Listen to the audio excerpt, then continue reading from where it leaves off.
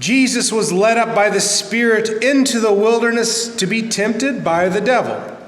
He fasted 40 days and 40 nights, and afterwards he was famished.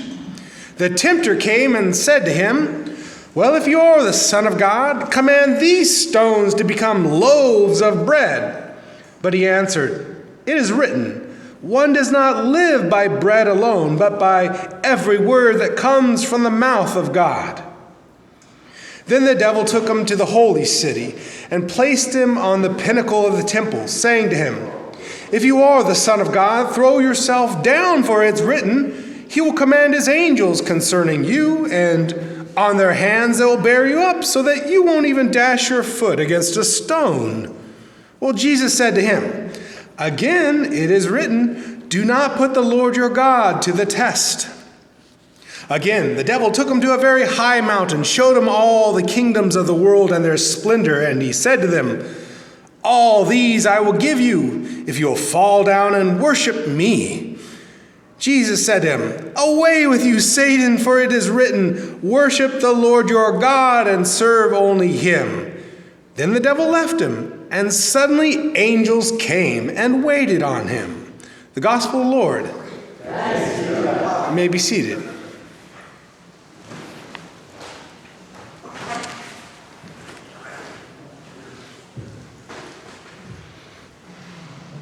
So Jesus fasts. Jesus fasts 40 days at the beginning of his ministry and 3 days at the end before his resurrection. In the first, his body and soul are prepared for healing others with a 40-day fast, and then miraculously a 3-day fast at his death, connected to his resurrection of body and soul.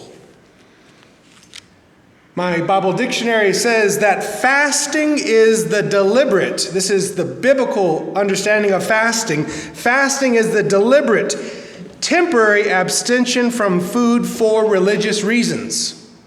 In the biblical material, fasting is a total abstention and is thus to be distinguished from both permanent food restrictions, like those against unclean animals, and also from occasional abstention from certain foods like meat on Fridays, a practice that was later adopted by the Christian church. Fasting is also used in the Old Testament during times of mourning, during times of loss of loved ones. It is used, and also for the Day of Atonement, the day when the sanctuary is cleansed each year in the biblical calendar. Now, on a daily basis, our immune systems are powerful. But in this Gospel of Matthew, Jesus also teaches us how to religiously boost our immune system as we rediscover God's free gift for healing our body and our soul. Now, there are preventative measures, and then there are the daily health dangers. Polluted air, mold in the dust, leaded water pipes and fixtures, food gone bad. Household chemicals are constantly activating our immune system, trying to protect us on a daily basis. Inside of us, God has given us a tremendous gift with our immune system. Our immune system that is constantly trying to isolate pathogens and dangers and rid them from our bodies.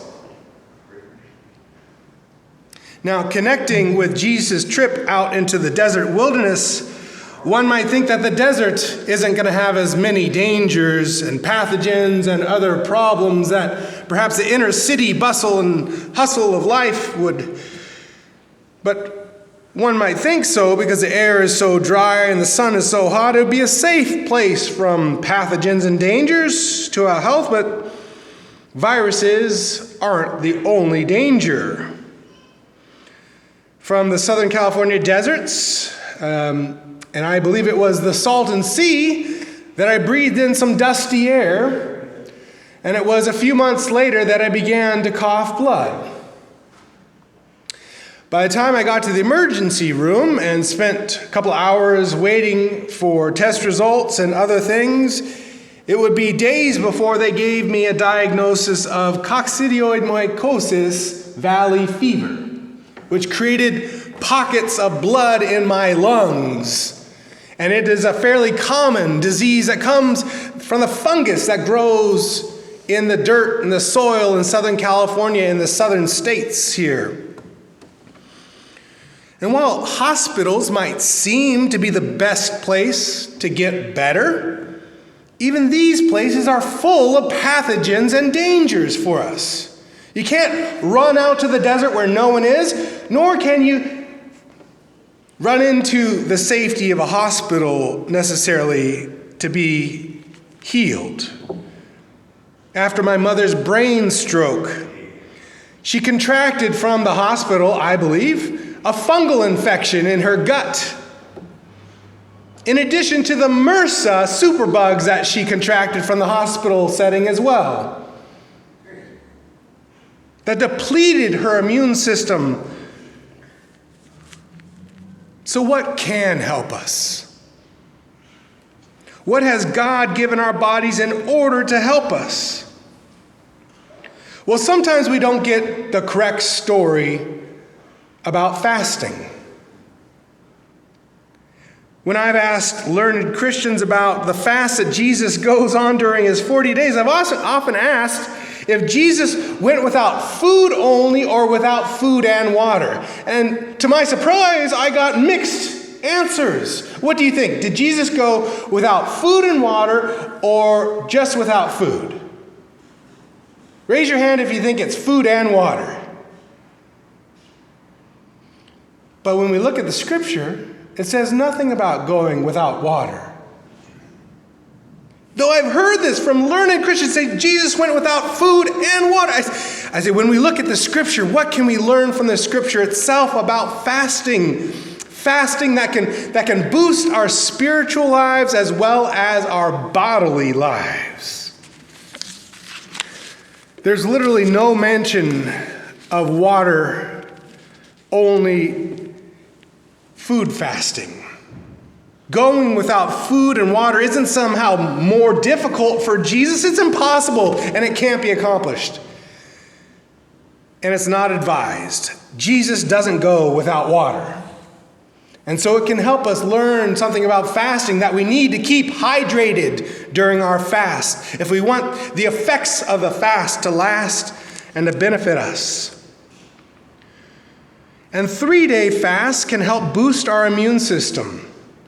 Yet even intermittent fasting works to trigger this gift that God has given us within ourselves, our immune system response. And it's not just the day-to-day immune system response. We are trying to trigger our immune system to do something that is miraculous, and that is to help us heal ourselves. Now, the 3-day fast that Jesus inadvertently takes during his death is connected to his resurrection. But for people with more serious health issues, an intermittent fast may be more appropriate.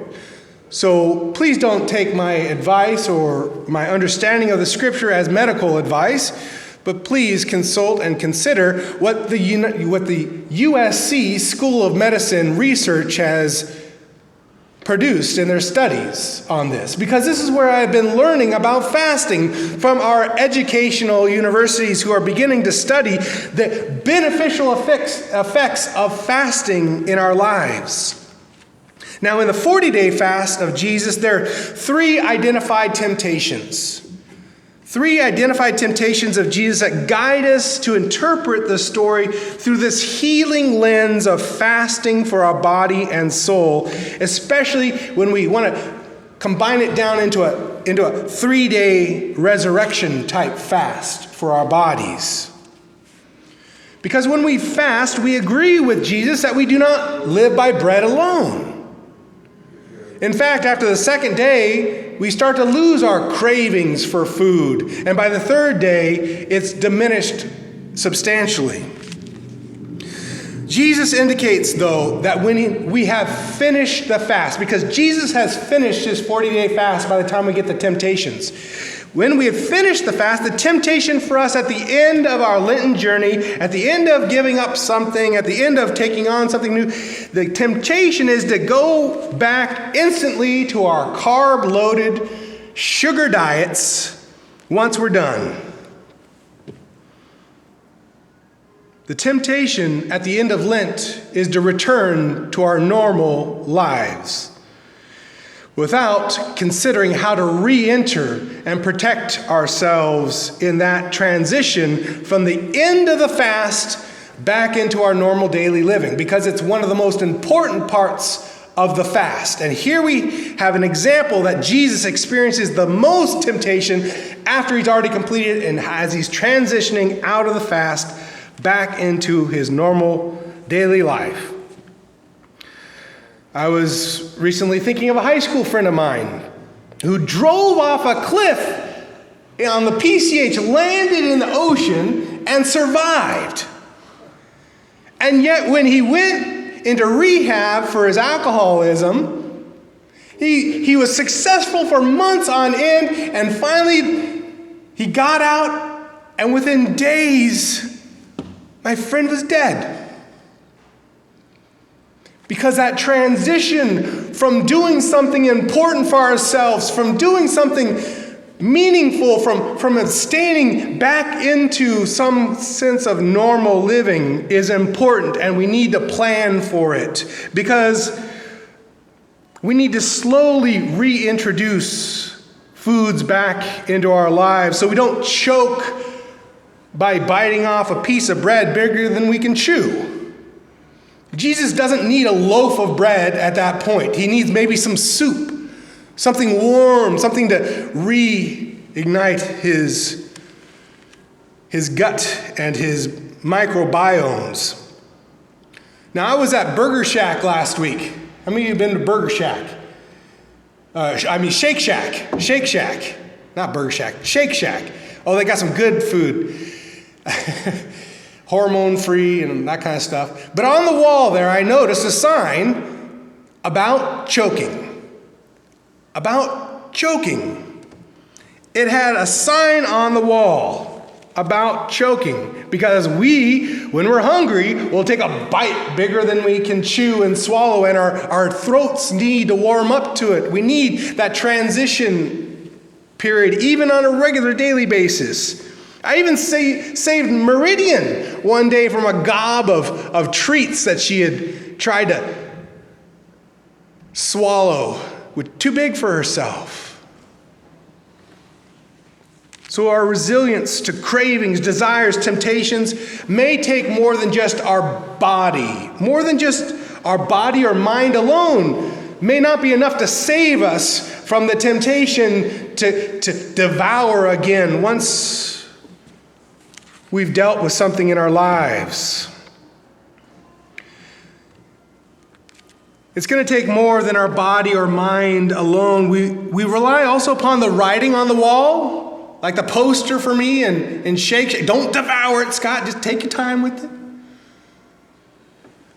And we also rely on the gracious mystery and miracle of God's living word, Jesus tells us.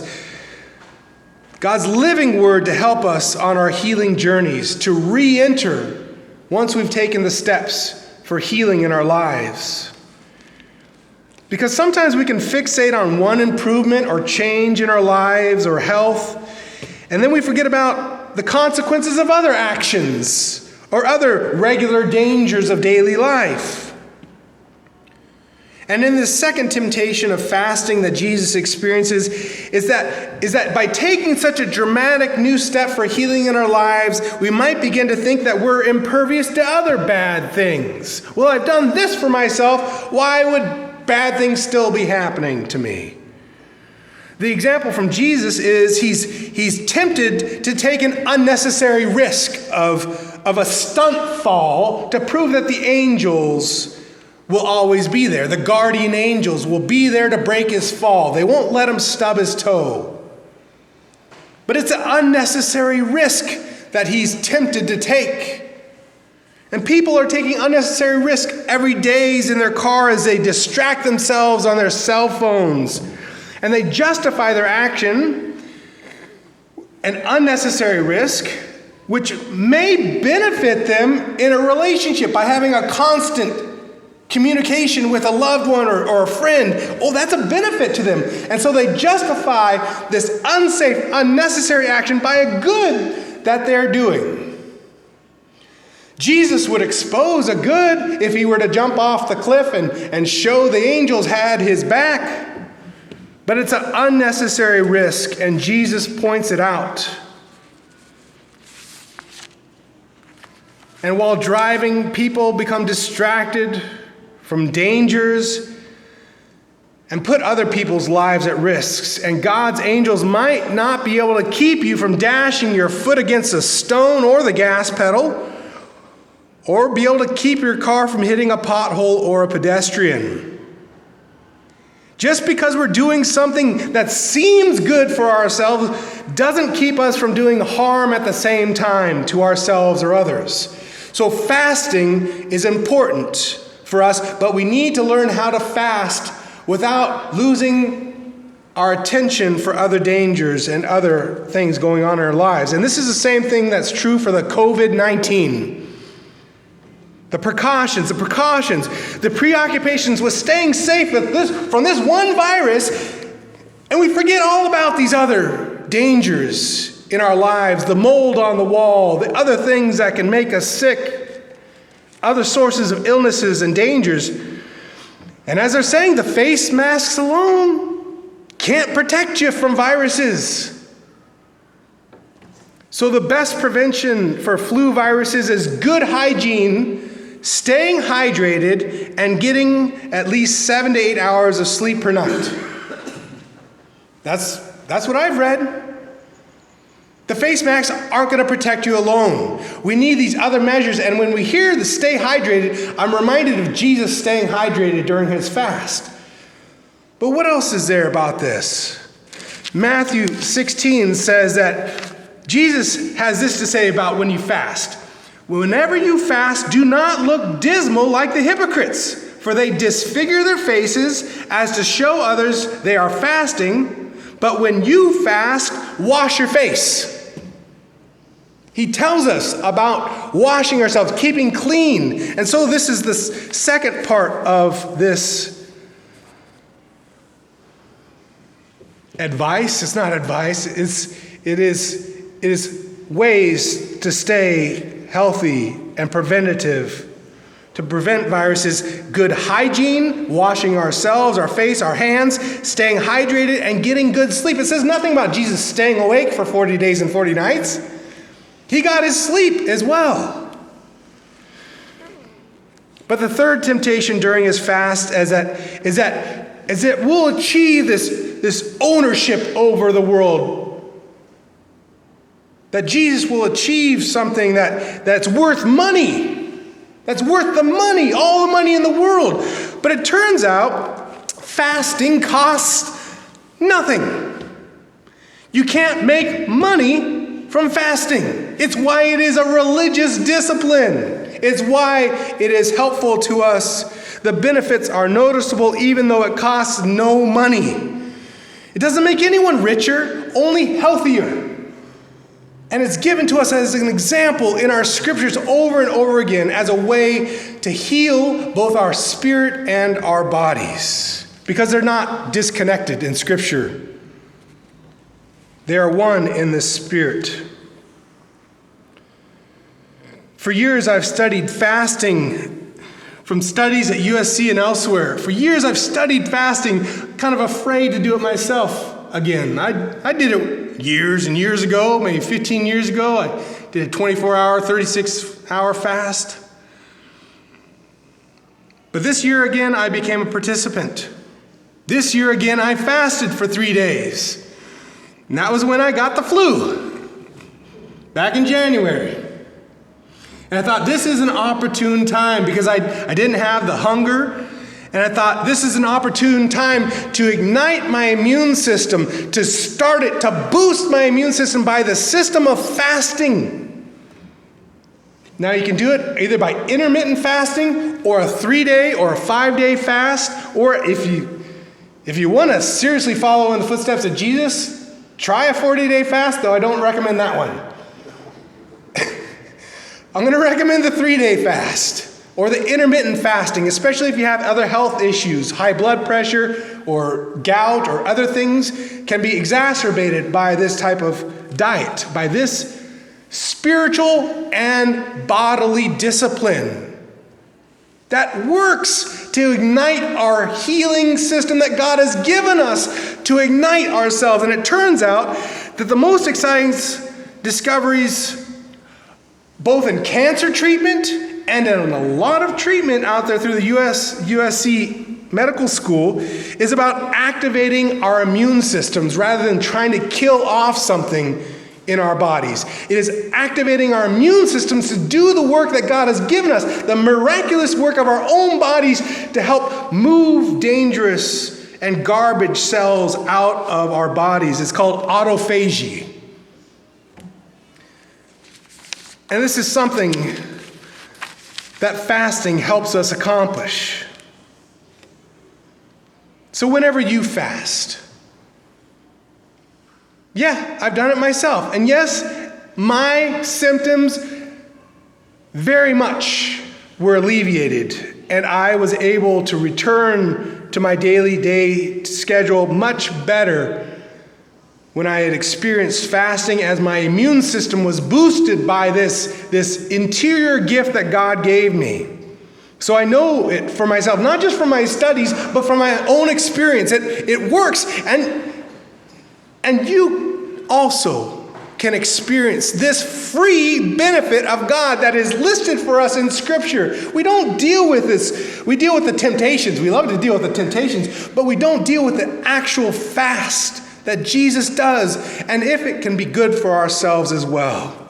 So whenever you do fast, if you do choose a fast, to try it, do not look dismal like the hypocrites, for they disfigure their faces as to show others they're fasting.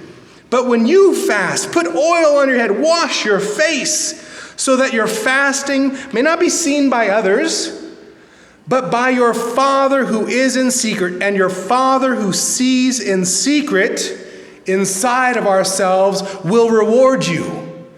And I believe that reward is already within us. It is a gift waiting to be tapped through this spiritual discipline, this bodily discipline of fasting.